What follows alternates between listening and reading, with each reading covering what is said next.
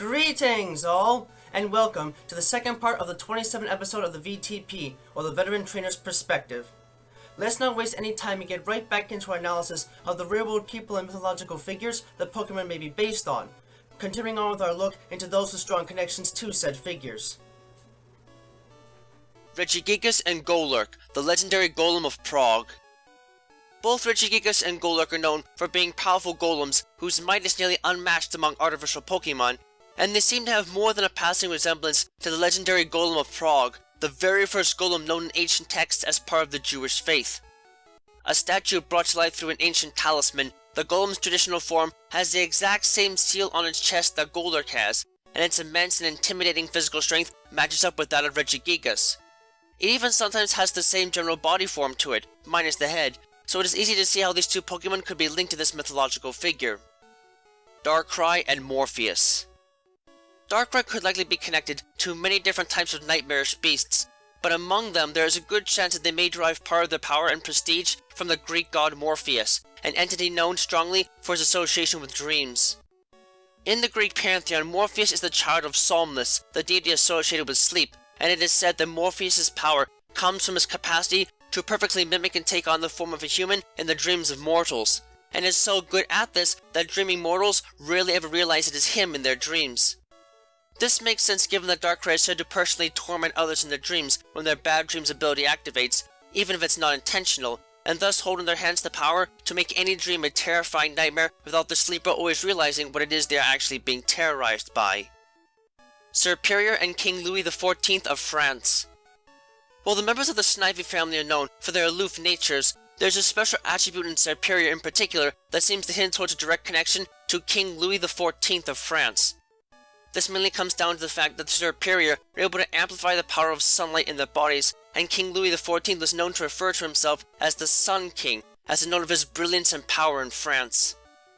Needless to say, he is part of the reason why the stir began revolution in France prior to the eventual French Revolution of the late 1700s, and since Serperior are known for being quite unwilling to really fight anyone they deem to be unworthy of a challenge, plus their white face is reminiscent of the powders that the aristocracy of the time would wear, the connection here is rather strong, and certainly gives credence to the idea that this is what could be expected even behaviorally from these serpents.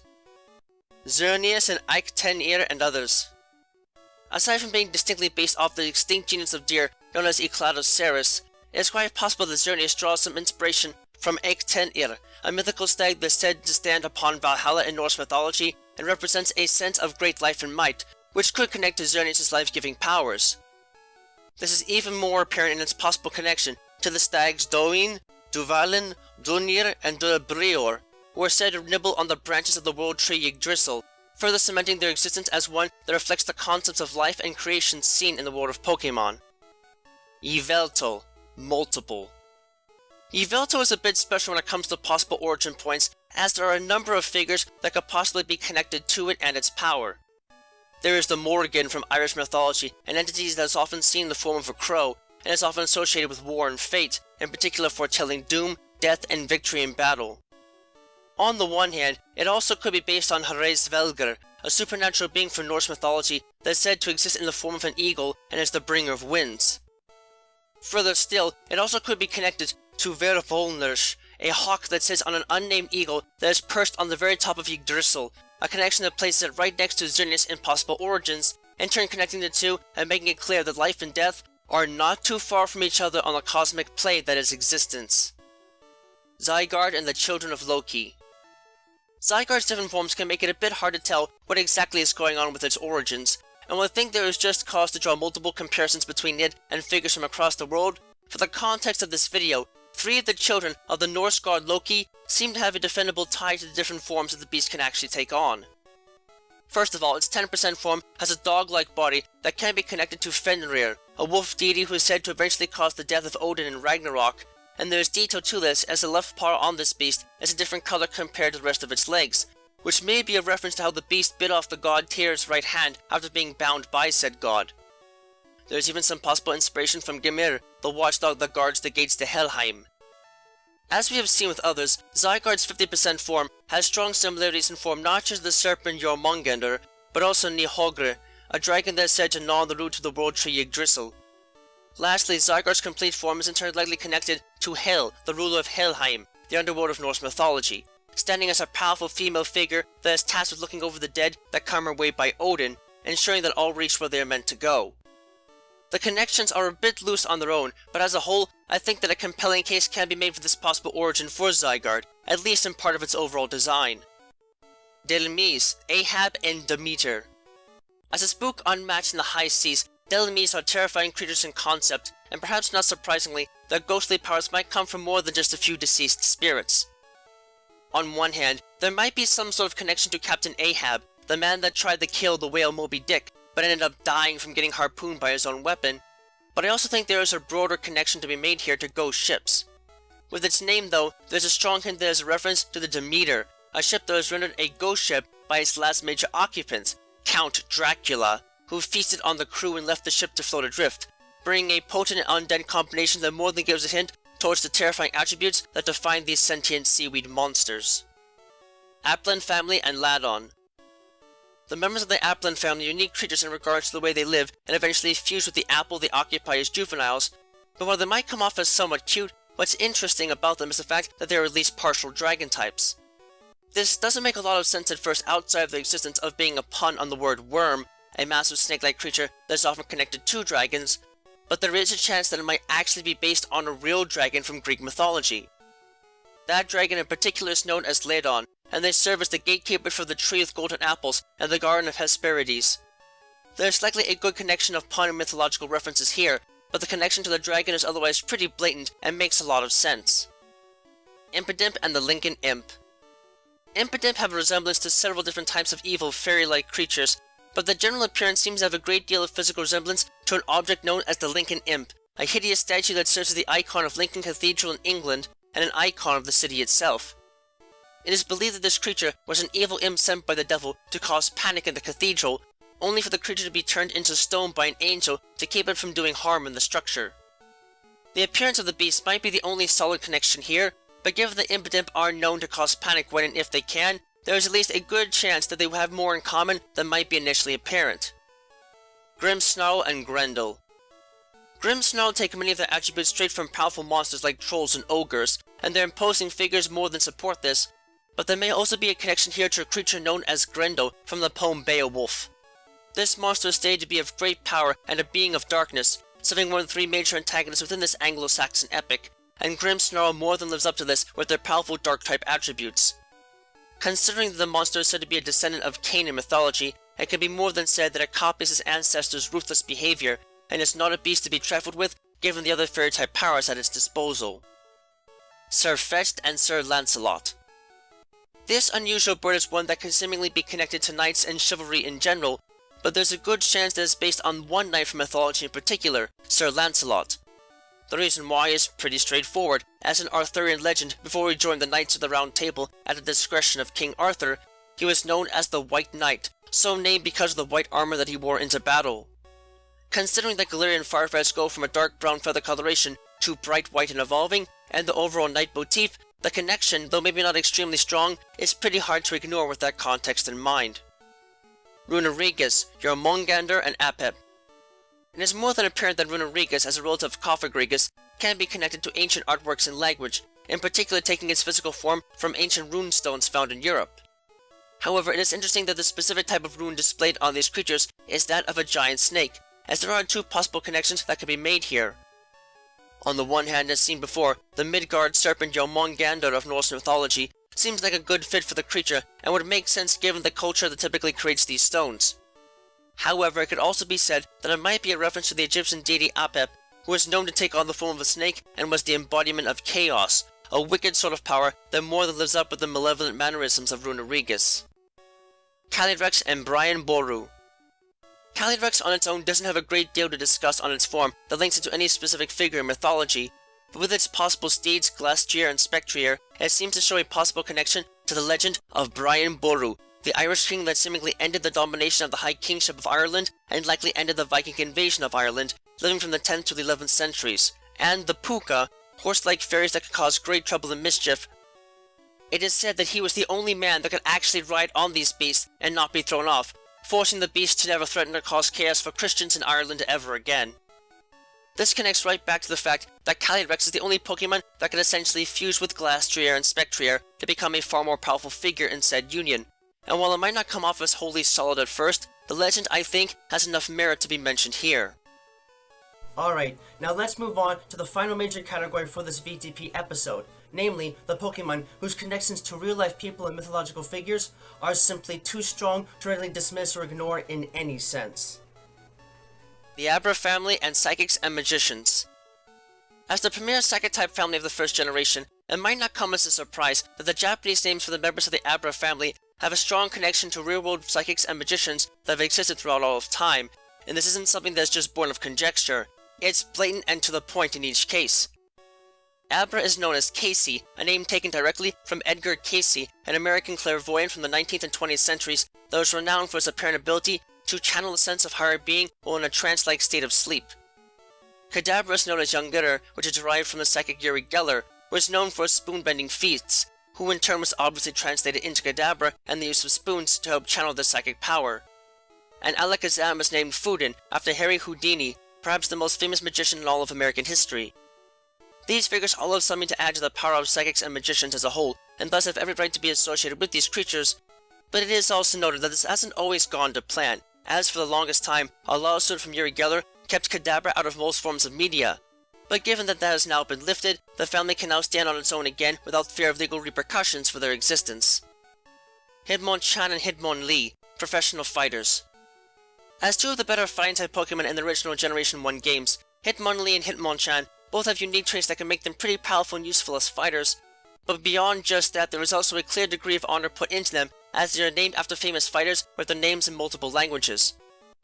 On the one hand, Hitmonlee's English, Spanish, and Italian name is derived from the famous martial artist Bruce Lee, while his Japanese name Saramura is specifically derived from Tadashi Saramura, a famous kickboxer renowned in Japan and other territories.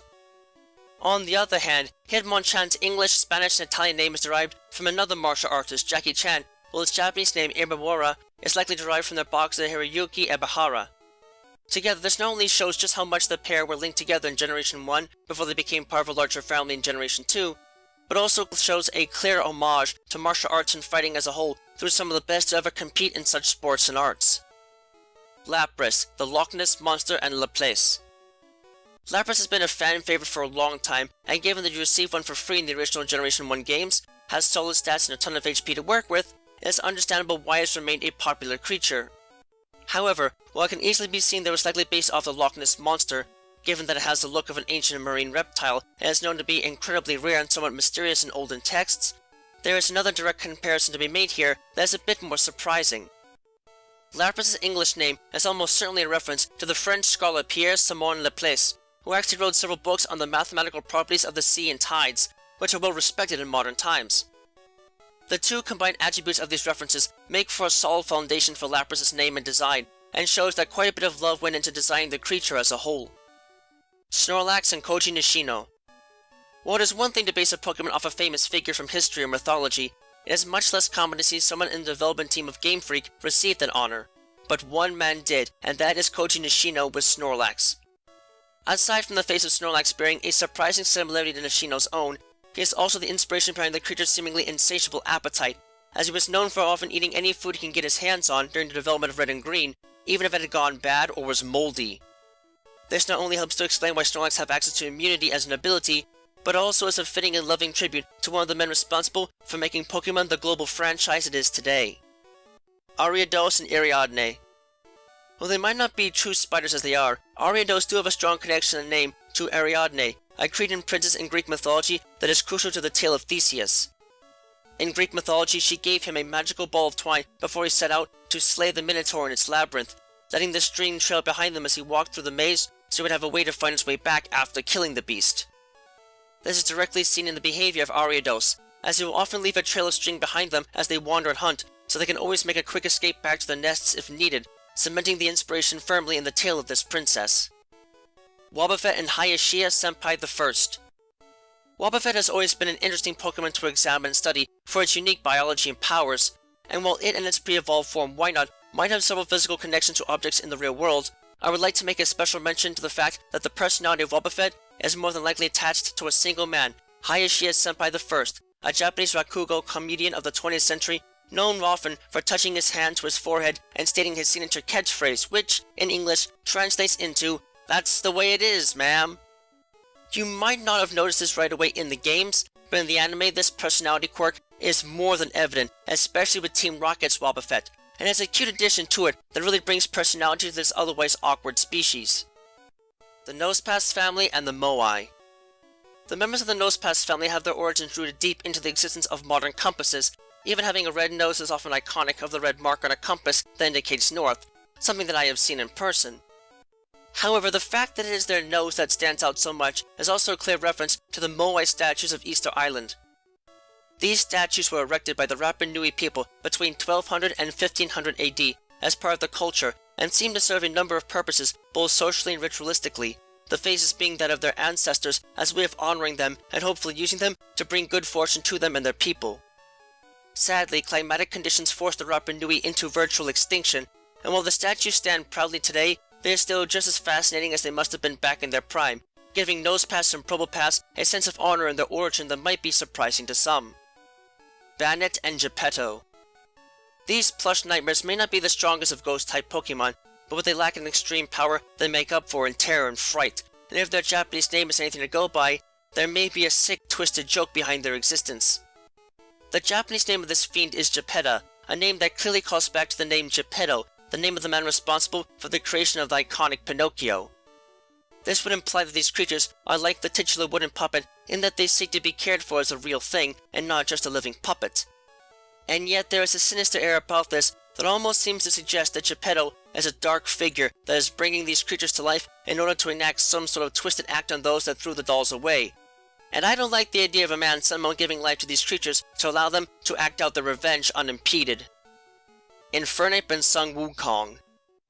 Infernape are well known for their considerable offensive power and mobility, but they have an intricate design that really helps them to stand out from other fire-type Pokemon, at least for the most part. Given their design though, the intricate nature of it, as well as the fact that they are monkeys, seems to almost draw a certain inspiration from Sun Wukong, the main character of the Chinese tale Journey to the West. Sun Wukong, also known as the Monkey King, was a monkey that trained to gain power like that of a god. But when he rebelled against heaven, he was imprisoned for centuries before eventually being released and asked to partake on a journey with others to complete a task set out by the heavens. The story of the Monkey King has a lot to it, and I recommend digging into it yourself to really get to the meat of it, but suffice to say, it's hard to deny the connection that more than likely exists between this figure and the powerful fire-type starter Pokemon that has been with us since the 4th generation. Empoleon and Napoleon. Empoleon are certainly among the strongest of water-type Pokemon that can be obtained as a starter Pokemon, and while it might be easy to understand where its name comes from, the why is a little more interesting.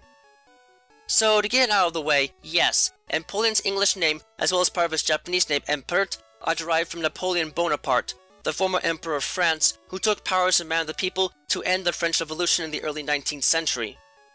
The reason why this man is tied to a penguin, however, has less to do with its name and more due to the fact that Napoleon was the originator of the French Imperial Navy in name at the very least. Sadly, the French Imperial Navy was notorious for having a bad battle history, so while the connection to water is plain to see, it's not exactly a welcome association for most lovers of Empoleon, I would imagine. The Tepig family and Zubaji. Alongside Infernape, the design of the members of the Tepig family, especially in Tepig's evolutions, shows aspect of a character from the tale Journey to the West, in particular, the pig demon Zubaji. This is especially evident in the beard that the monster sports, compared to the fire beard seen in Embor. To make a long story short, this entity in Chinese mythology was known as a monster, half pig and half man, and often get himself and his companions into trouble as a consequence of his laziness, gluttony, and penchant for lusting over women. But over the course of the tale, while he did not lighten up beyond his base instincts, at the end, he is allowed to be the being that eats the scraps of food left by the gods, which is a major upgrade for him than what he once had to deal with. The design aspect is a strong fit with this one, and certainly makes Embor a far more interesting beast to admire in concept and origin. The Swords of Justice and the Musketeers. The Swords of Justice in name alone is quite telling for just what sorts of beasts comprise it, and it should come as no surprise then that the behavioral quirks and offensive attributes of the 4 Pokemon in this group, namely Cobalion, Terrakion, Virizion, and Keldeo, relate strongly to another group of sword fighters that perform their actions in the name of justice for all people, the 3 Musketeers. Matching personality to species here, we have Cobalion, the oldest and leader of the group, as connected to the character Athos. Terrakion, who is the heaviest, largest, and strongest member of its group, connected to the character Porthos. Virizion, the most feminine, vain, and romantic, connected to the character Aramis. And finally Keldeo, the youngest and newest future member of the group, who is in turn connected to the character D'Artagnan from the novel. As a whole, this group more than shows a potent connection to the novel whose characters they are derived from, and serve as a testament of true justice in the wild world of nature. The forces of nature and the four symbols, among others. The forces of nature, namely Tornadus, Thunderous, Landorus, and Enamorous, could be said to have references to a number of different deities, and indeed there is much to unpack with them, both as individuals and as a group. As a group, it seems extremely likely that they are based on the four symbols of Chinese mythology, which represent four constellations in the night sky that are tied to not just the four cardinal directions, but also a number of other attributes, including the seasons, specific colors, emotions, virtues, and elements in Chinese mythology, and so on. This in turn includes a tortoise, dragon, bird, and tiger, and while the colors do not exactly match, these creatures all tie rather nicely in this fashion with the Therian forms of the forces of nature, namely Enamorous, Thunderous, Tornadus, and Landorus respectively. Furthermore, it seems that the members individually might have possible connections to other deities in other cultures. Tornadus may have possible influence from Huitzilopochtli, an Aztec god that takes on the form of a hummingbird. Thunderous might show influence from Qilin, a mythical creature from East Asia that is known to have a horn and sometimes electrical powers. Landorus may have possible connections to two Aztec gods, Tezcatlipoca and Tepiatol, who both have a jaguar-like form to them. And Enamorous may have possible connections to Yugajin, a kami of harvest and fertility known to have the body of a snake and the head of a man and woman, the latter in this case, as well as other deities in Hinduism, Buddhism, and Mesopotamian mythology. Needless to say, there is a lot more here than I can really get into at this time, but the diversity present can make them a unique group to study. Decidueye and Robin Hood. This bird is renowned for its archery skills, and is more than able to make good use of said skills to take down both prey and opponents from afar, and the green coloration of its feathers and feather hood, in conjunction with this, shows a very strong connection to that of Robin Hood, a figure from English folktales more than well known for his impressive archery skills. While it is not known if this figure ever truly existed in any form, it is at least known that his penchant for stealing from the rich and giving to the poor is a product of English life in the 13th and 14th centuries AD, and a reflection of tensions that existed in those days between the elite and lower classes. Robin Hood would often use his archery skills to take down others, or otherwise make escapes easier among other tasks, and from that, it is hard to unsee this figure in these birds once the connection becomes apparent, especially given that their feather hood is likely a visual pun and reference to the character. The Type Null family and Frankenstein's monster. The members of the Type Null family are unique and powerful beasts that are highly limited in population and more than share a resemblance in concept to another monster from popular media, and that would be Frankenstein's monster. This legendary icon of horror, much like Type Null and Savali, is made from the parts of once living creatures, stitched and grafted together to make a singular entity that can live and operate as a singular living creation. Not only is this the case with these Pokémon, but even more so, it also explains their capacity to take power from nearly any type of Pokémon, with all of their flesh being grafted together over a robotic skeleton. This more than renders these creatures a horrifying thing to encounter, even if, just like the monster they are based on, all they really need is compassion and understanding to bring them around to one's cause. Drampa and Zulong. The kind and caring disposition of Drampa, despite the incredible power that they wield, seems to almost certainly be a shoo-in for the Chinese god Zulong, a being with the body of a great serpent and the head of a human being. In Chinese mythology, this god is able to create night and day simply by opening and closing his eyes, and can create seasonal winds just by breathing, and was known to be a protector of humanity, especially as spirits. There's a lot to unpack here with this particular deity, and I'd recommend checking out Gaijin Gulba's channel for this, as he did a video on this being in the past. I'll leave a link to the video in this video's description. But, needless to say, this benevolent torch-bearing dragon is a protector of all humans and seeks to help us live in harmony with the rest of the world, just as Drampa do to try and keep children under their watch safe and secure. The Guardian Land Spirits and Hawaiian Gods. The members of the Guardian Land Spirits, otherwise simply known as the Tapus, take great inspiration from not just the basic culture of Hawaii in their forms and wood-like bodies, but also their personalities, where they really shine their connections to real-life lore, the lot of them being based on the four major gods in Hawaiian mythology. Tapu Koko is likely based on Ku, the god of war and conflict, which explains his penchant for wanting to fight and challenge others to see their strength firsthand. Tapu Lele draws inspiration from Kane, the creator god that first bestowed life into the humans of the island chain, who is in turn linked to the Pokémon by the healing powers at its disposal. Tapu Bulu is likely based off of Lono, the god of agriculture, abundance, and peace, which matches up with Tapu Bulu's control over nature and its normally lax personality. And lastly, Tapu Fini is likely connected to the last of these gods, Kanaloa, the ruler of the underworld that exists beneath the waves of the ocean, explaining the creature's water-type attributes. Plus, the god's penchant for magic could explain Tapu Fini's greater access to a fairy-type power, as seen in its ability Misty Surge. Together, the four make for quite the group, and certainly more than live up to their real-life inspirations in behavior and action. Celesteela and Princess Kaguya. Celesteela is a creature whose name and context has already been discussed before, but I will still go over it again for the context of this specific video.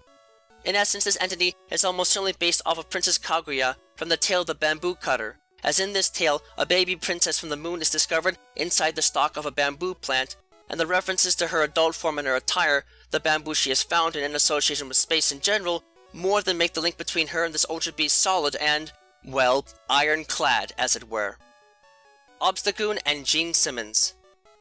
Alright, now this one is a bit of an odd one for me because as I was looking into research for this particular entry, I noticed almost right away that Bulbapedia has listed as being influenced by a glam rock band, with a passing mention of one person in particular within said band. I'll just do them a favor and state what's going on here. It's Gene Simmons. Part of the hyper-influential band Kiss, the coloration of Obstagoon more than matches that of the band's normal attire and makeup, but what makes it really stand out is that, along with the other members of the Galarian Zigzagoon family, its tongue is almost always hanging out of its mouth. This is an obvious reference to Mr. Simmons' extremely long tongue and his penchant for letting it hang out of his mouth constantly as part of his in-character persona. I'm not really sure why Bulbapedia doesn't mention him by name, despite alluding to him specifically, but given that the man himself knows about Obstagoon and is flattered by its existence, turns out his whole family are actually huge fans of Pokémon, the connection is brutally apparent and certainly adds an entirely new layer of personality to the creatures. Mr. Rhyme and Charlie Chaplin. Mr. Rhyme is a curious Pokémon as one of the newer additions to the franchise at the time of this recording, and while it does still play homage to mimes and tap dancers, along with the Galarian Mr. Mime, it is important to note that these creatures look quite different from their pre-evolved form, and for good reason. Anyone that has seen their hat-like head cap and the large mustache they have on their face could easily make a comparison to the Tramp, the most famous character of the actor and comedian Charlie Chaplin, and indeed, the two seem to match up physically.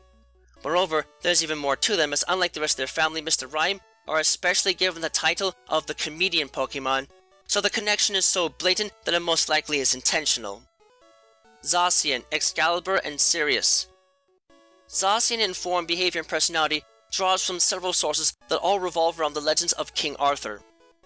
First of all, its use of a sword as a weapon is likely linked to the sword Excalibur, a blade of unparalleled power and mystical might said to be wielded by Arthur. Secondly, the fact that the creature exists and fights as a warrior can be seen as likely being associated inspiration with the Knights of the Round Table and the chivalry that defined its members. Thirdly, its connection with the partner Zamazenta draws parallels to the ruling order and relationship between Arthur and his sister Morgan Le Fay. Fourthly, the fact that Zacian is stated to in fact be female could further support a connection between the creature and the Lady of the Lake, the being responsible for giving Arthur Excalibur in the first place. Altogether, this certainly presents a very promising case for the beast being based off the Sword of Arthurian legend, though it also may be connected to the stars known as Sirius, the Dog Star, and Sirius A in particular, since it has 1.1 times the mass of our Sun and Zacian has a mass of exactly 110 kilograms in its base form. Zamazenta, Pridwin, and Sirius. As with its sibling, Zamazenta also draws from several sources that all revolve around the legends of King Arthur in its form, behavior, and personality. First of all, its use of his shield as a weapon is likely linked to the shield Pridwin, a unique shield that is said to have had the image of Mary, the mother of Jesus, on it from Christian mythology, and was wielded by Arthur as a way of keeping her in his mind throughout his battles. Secondly, the fact that the creature exists and fights as a warrior can also be seen as likely being an associated inspiration with the Knights of the Round Table and the chivalry that defined its members. Thirdly, its connection with its partner Zacian indeed draws parallels to the ruling order and relationship between Arthur and his sister Morgan Le Fay. While perhaps not as solid as its sister in origin, this still presents a very promising case for the beast being based off of the shield of Arthurian legend alongside its sister, though it may also be connected to the stars known as Sirius, the dog star, and Sirius B in particular, since it has 2.1 times the mass of our Sun, and Zamazenta has a mass of exactly 210 kilograms in its base form. Eternatus and Uther Pendragon. This extraterrestrial being is known well in lore as the source of all Dynamax energy and is feared by many in turn for its toxic properties, but aside from having a nuclear reactor for an energy core, this creature's connection to Zacian and Zamazenta is a bit weak outside of in-game lore. However, it can at least be said that its choice and type assignment matches well with them, as while the radioactive core in its heart easily helps to explain its poison-type nature, its dragon-type nature is almost certainly a reference to Uther Pendragon, the father of King Arthur. This is especially evident in Uther's name alone, as it is said that he coined the epithet Pendragon after witnessing a dragon-shaped comet in the sky. Given that Eternatus likely came to this planet encased in a meteorite or comet, this connection is easy to point out and helps cement it and the legendary hero duo of the Galar region as a true complete trio. Before we finish this episode of the V.T.P, there is one final entry for consideration, and it is kept away from all the others because of the certain, yet uncertain origin for one special Pokemon in particular. Giratina, Angels and Demons. For this entry, it needs to be addressed that Giratina has a very complex array of possible influences and origins and characters from varying texts, so it's tricky to say for certain where most of its inspiration comes from.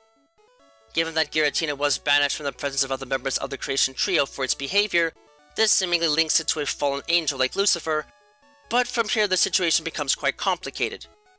Its centipede-like form might have connections to Seta, a giant centipede from the Japanese tale My Lord Bag of Rice, and even both forms taken by the Beast of Revelation in biblical texts.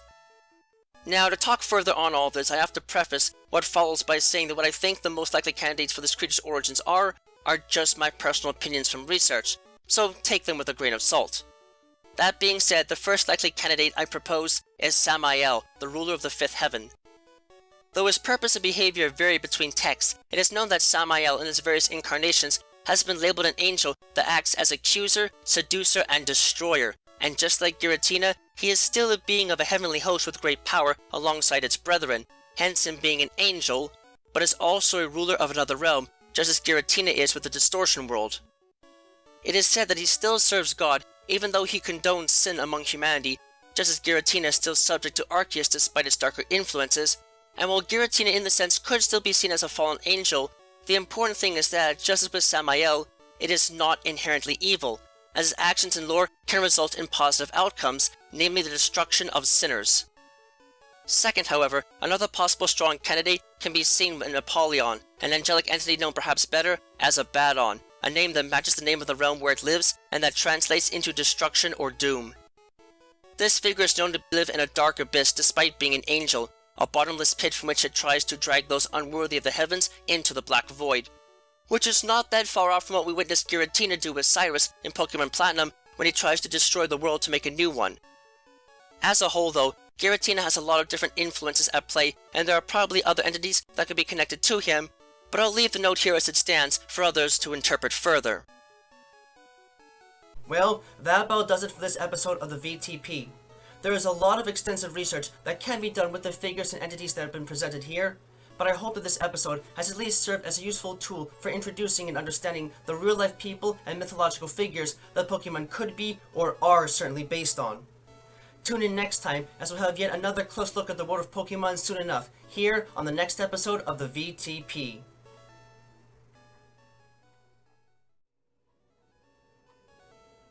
Thank you for watching this video. It brings me great joy to be able to speak to you all in the world each and every time we meet like this, to explore the many different facets of both the world of Pokemon as we know it, and the world as we live it, through every adventure we have with Pokemon by our side.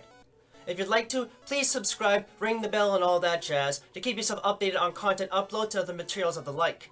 You can also follow me on Twitter if you'd like to know right away when something new is uploaded, and my written works, from which most of this is based on, can be found on DeviantArt. Links to both can be found in the description down below. Remember that the world of Pokemon is a place full of wonder and mystery, and you never know what to expect. So, stay vigilant, keep watch, and always be prepared for the unexpected. Until next time, trainers and friends of all sorts, have a wonderful time.